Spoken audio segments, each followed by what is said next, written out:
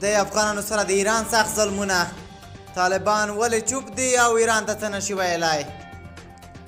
سلام ستړي مشه لیدونکو، وخت مو بخیر. پام وکړئ تازه خو ډېر زیات مهم خبر ته. په نیمروز کې ولسي سرچینې وایي چې د ایران په زندانونو کې 2 افغان وګړي اعدام شوي دي.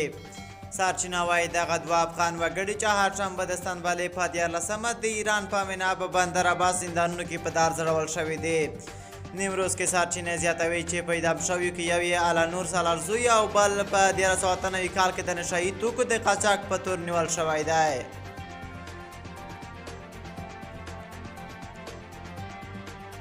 د بریتانیا په پارلمان کې د احمد شاه مسعود د مړینې د تلین مراسم.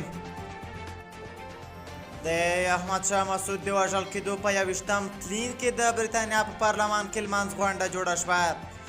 دغه مراسم د بریتانیا په پارلمان کې د الیسن ټولیس او پاټریک ګریډي په نومونو د 2 سکاټلینډي استازو په نوښت چهارشنبه د وږي په 14مه ترسره شول. دغه مراسم د بغلان په اندراب کې د مقاومت جبهې له جګړو د یوه لنډ فلم په خپرېدو پیل شول. کابل کې سرچینې وایي طالبانو د پنجشیر کابل پر لاره یو ټکسي چلوونکی نیولی او نامعلوم ځای ته یې لیږدولی دی. دغه ټکسي چلوونکی چې مرتضی نومیږي چې هرشنبه د سنبلې په 12مه د کابل ښارګوټي له غوایي سیمې څخه ونیول شو. سرچینې اشتیسو ورځپاڼې ته وایي چې طالبانو مرتضی په خپل لاسونو او پټو سترګو نامعلوم ځای ته لیږدولی دی.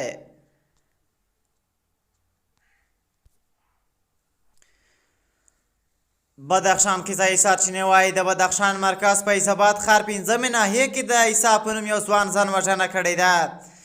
د سرچینو په وینا چې هرشنبه د سنبلې په 13مه وروسته له هغه ځان وژنه وکړه چې غربت په بدخشان کې عیسی ته د ژوند دوام ستونزمن کړ او له امله ایران ته سفر ونه کړ.